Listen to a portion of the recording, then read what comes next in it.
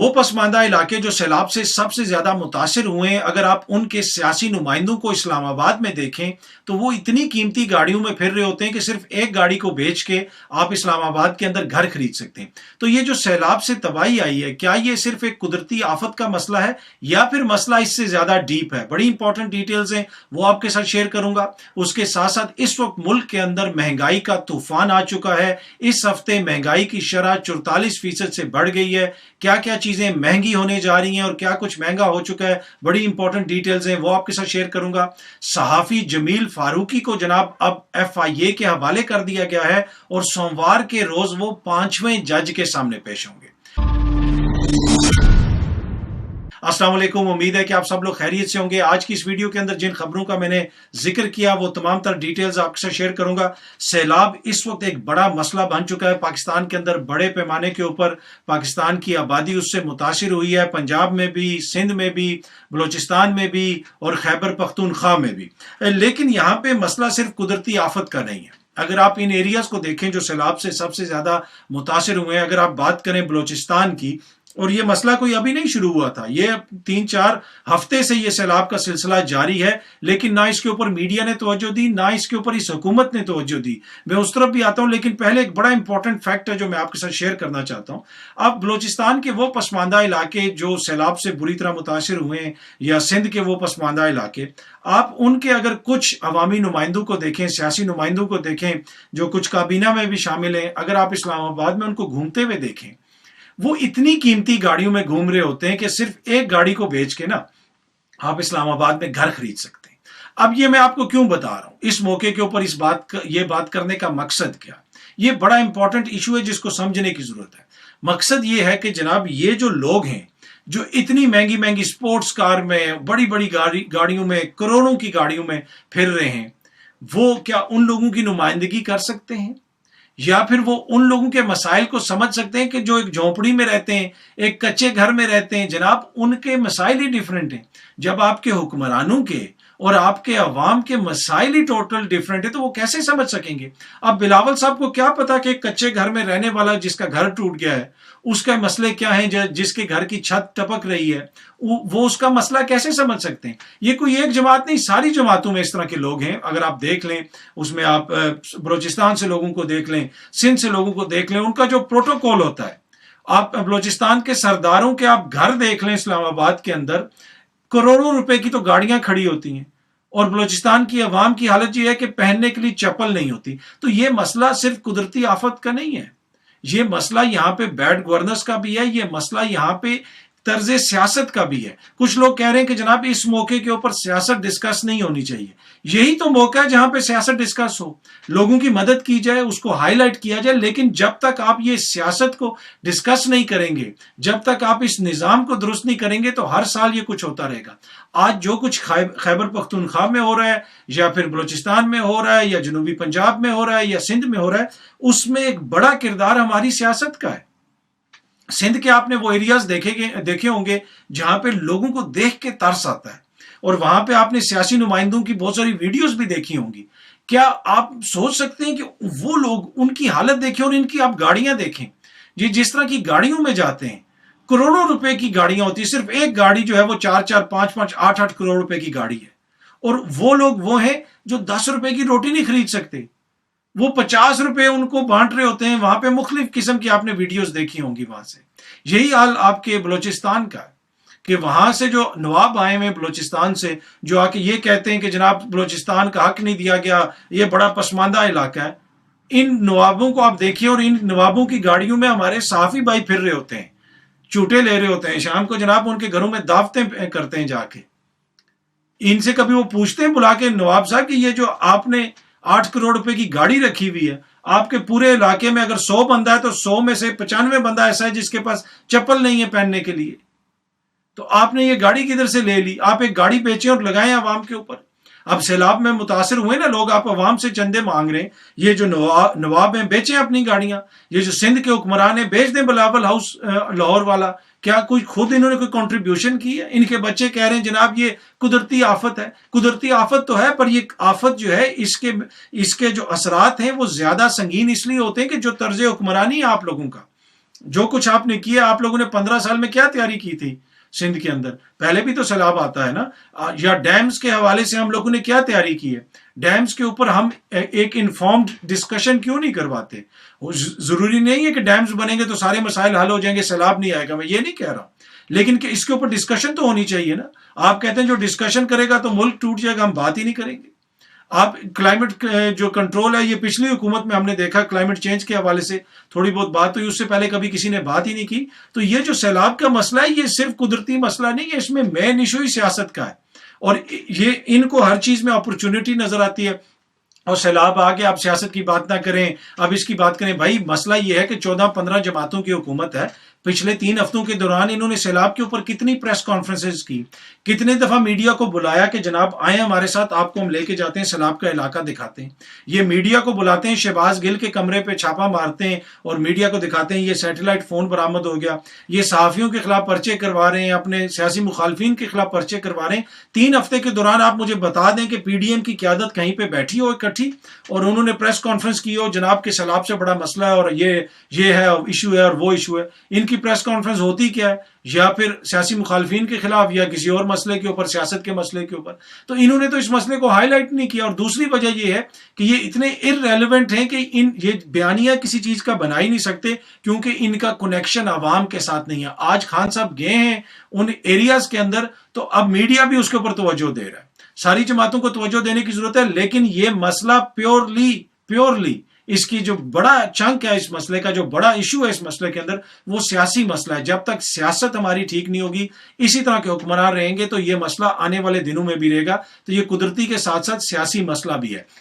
अच्छा, एक और चीज जो मैं आपके साथ शेयर करना चाहता हूं, अब सैलाब से तो आवाम बुरी तरीके से मुतासिर हुई है। महंगाई की हालत ये हो चुकी है, जो सेंसिटिव प्राइस इंडेक्स है उसके हवाले से अब मीडिया भी रिपोर्ट कर रहा है कि इस हफ्ते इशियाए खुर्दोनोश और दीगर जो चीजें हैं उनकी कीमतों में होशरबा इजाफा हुआ है। 44% तक पहुंच चुकी है इन्फ्लेशन। जब हमारी इन्फ्लेशन 10%, 12%, 13%, 16% पे थी, तो हम मीडिया पे बैठ के हमारे दोस्त वावेला करते थे कि जनाब तबाही हो गई, मुल्क लुट गया, इतनी महंगाई आ गई, महंगाई मकाओ, मार्च करना है। इस वक्त उनमें से कोई भी दोस्त आपको नजर नहीं आएगा कि जनाब वो इसके ऊपर बात कर रहा हो। मसला क्या? मसला वही है कि मसला महंगाई कभी भी नहीं था, ना ही इनके लिए मसला कभी तूफान होता है या सैलाब होता है या अवाम होते हैं। हर चीज के अंदर अपना सियासी एजेंडा आगे बढ़ाना होता है। पर एनीवे, जिस बड़े पैमाने के ऊपर तबाही हुई है, उससे आगे आने वाले दिनों के अंदर लोग और ज्यादा मुतासिर होंगे। किस चीज पे मुतासिर होंगे? महंगाई की वजह से। तो ये बड़ा इशू है, जिसमें अगर आज पूरी लिस्ट मुझे एक दोस्त ने शेयर की थी, रिपोर्टर अपने दोस्त ने, उन्होंने बताया कि वो मार्केट में गए, क्या कुछ महंगा हो चुका है, कितनी कीमतों में इजाफा हुआ है, लेकिन आने वाले दिनों के अंदर मजीद चीजों में इजाफा होगा। जी हाँ जी, मजीद चीजों के अंदर इजाफा होगा। किन किन चीजों के अंदर इजाफा होगा? पेट्रोल की कीमत ये बढ़ाने जा रहे हैं। इस तरह की अब खबरें आ रही हैं कि हो सकता है कि पर लीटर जो है वो 20 रुपए पेट्रोल जो है वो महंगा हो जाए। इसी तरह बिजली की हालत ये हो चुकी है कि लोग बिल नहीं दे पा रहे, वो एहतजाज कर रहे हैं। और आबिद शेर अली अपनी हुकूमत के खिलाफ प्रेस कॉन्फ्रेंस कर रहे हैं, इसलिए कि उनको पता है कि उन्होंने इलेक्शन लड़ना है। और वो महंगाई के हवाले से, बिजली के बिलों के हवाले से आपने सुनी होगी उनकी प्रेस कॉन्फ्रेंस। वो फैसलाबाद में लड़ रहे हैं इलेक्शन। इन लोगों ने उन हलकों से इस्तीफे कबूल किए थे पीटीआई के, जहां पे ये समझते थे कि क्लोज कॉन्टेस्ट होगा तो हम जाके अपना एक ताकतवर बंदा खड़ा करेंगे और जीत जाएंगे। अब खान साहब हर जगह पे खड़े हो गए तो इनके लिए मसला बना हुआ है। अच्छा, अभी हालिया हफ्ते की अगर आप बात करें, टमाटर, प्याज, आलू, अंडे, लहसुन, दालें, मुर्गी, आटे का थैला, हर चीज महंगी हुई है। और ये अब मजीद महंगी होने जा रही है। जब पेट्रोल की कीमत में महंगा होगा, पेट्रोल मजीद महंगा होगा, तो और चीजें भी महंगी होंगी। तो ये एक ऐसा आलमिया है कि एक तरफ आपकी सैलाब की आफत है, दूसरी तरफ ये महंगाई का तूफान है। लेकिन जिस तरह मीडिया ने सैलाब को भी इग्नोर किए रखा, उसी तरह ये महंगाई को भी इग्नोर किए रखेंगे। इसके ऊपर ना कोई प्रोग्राम नहीं होंगे। आज आप उठा के देख लें, आज की जो तारीख है, आज की तारीख में आप 26 तारीख है ये, और 26 तारीख है 26 अगस्त, और जुम्मे का दिन है। 7 बजे से लेके आप 11 बजे तक के प्रोग्राम्स आज उठा के देख लें मीडिया के, महंगाई के ऊपर कितने लोगों ने बात की। कल के आप प्रोग्राम उठा के देख लें, गुज़िश्ता 3 हफ्ते के प्रोग्राम उठा के देख लें, आप बता दें कि कितने प्रोग्राम सैलाब के ऊपर हुए 7 से 11 तक। ये इशू ही नहीं है, इशू ही सियासत होती है। इसलिए क्यों नहीं है? इसलिए कि हुकूमत जो है وہ اس کی توجہ اس سیاست کے علاوہ کسی اور چیز کے اوپر نہیں تھی. اینی اگلی چیز جو میں آپ سے شیئر کرنا چاہتا ہوں وہ ہے جناب صحافی جمیل فاروقی صاحب کو اب FIA کے حوالے کر دیا گیا. 4 ہفتے سے اس ملک کے اندر جو حالت ہے، ایک طرح سے قدرتی آفت آئی ہوئی ہے، لوگ بھوکے مر رہے ہیں، پانی نہیں ہے پینے کا. لیکن اگر آپ اس حکومت کو دیکھیں، یہ یا پھر سیاسی مخالفین کے خلاف پرچے کر رہی ہے دہشت گردی کے، یا پھر یہ صحافیوں کی جو ہے خاطر تواضع کر رہی ہے. جمیل فاروقی کو اٹھایا جناب ادھر سے کراچی سے، اب تک وہ 4 ججوں کے سامنے پیش ہو چکا ہے. اسلام آباد پولیس نے اٹھایا، اتنے دن ریمانڈ میں رکھا، اب وہ کہہ رہے ہیں یہ تو کیس ہی ہمارا نہیں ہے، یہ FIA کا کیس ہے. تو آپ نے کیا اس کو خوبصورتی کے لیے اٹھا لیا تھا کہ اپنی اس کو رکھیں گے تھانے میں تو اچھا لگے گا، تھانے کی مشہوری ہوگی؟ اگر آپ کا کیس ہی نہیں تھا تو آپ نے اٹھا کس طرح لیا؟ پھر اس سلام ہے ان عدالتوں کو بھی کہ جناب انہوں نے کہا ٹھیک ہے آپ اس کو FIA کے حوالے کر دو. پوچھے تو صحیح نا، کوئی نظام ہے اس ملک میں انصاف کا کہ جو ان سے پوچھے کہ بھائی اگر آپ کا کیس ہی نہیں تھا تو آپ نے اٹھایا کیوں؟ FIA کرتی نا اگر کوئی کیس تھا. تو آپ نے کہا کیس ہی نہیں تھا، آپ نے اٹھا بھی لیا، اب FIA کے حوالے کر دیا. اب سوموار والے دن جمیل فاروقی جو ہے وہ 5ویں جج کے سامنے پیش ہوگا. یہ حالت ہے جناب اس ملک کے اندر کہ جو اس وقت سچویشن آپ کی طوفان کی، آپ کے جناب بارشوں کی، سیلاب کی، وہ ایک طرف ہے، لیکن اس حکومت کی ٹوٹل توجہ یہ ہے کہ میڈیا کے اوپر پابندیاں لگانی ہیں اور صحافیوں کو دبانا ہے، ان کے اوپر پرچے کروانے ہیں، اور ان کے جو سہولت کار ہیں چاہے وہ کہیں پہ بھی ہوں، میڈیا کے اندر ہوں یا کسی اور جگہ پہ ہوں، وہ ان کے نیریٹو کو آگے بڑھانے کے لیے ہر ممکن ساتھ کوشش کرتے ہیں. آج اس طرح کی خبریں بھی آ رہی ہیں کہ جی خیبر پختونخوا کی حکومت نے IMF کے شرائط کے اوپر عمل درآمد کرنے سے انکار کر دیا، تو اس کے اوپر بھی بہت سارے دوست گلا کر رہے ہیں کہ یہ کیا چاہتے ہیں، یہ PTI جو ہے وہ ملک کو سری لنکا بنانا چاہتی ہے. مسئلہ یہ ہے کہ یہ وہی دوست ہیں ہمارے، چاہے سیاسی دوست ہوں جو سیاستدان ہیں، یا پھر جو ہمارے صحافی دوست ہیں، یہ وہی دوست ہیں جو ہمیں اور آپ کو بتاتے تھے 3 سالوں سے کہ او اس حکومت نے تو ملک کو گروی رکھ دیا IMF کے آگے.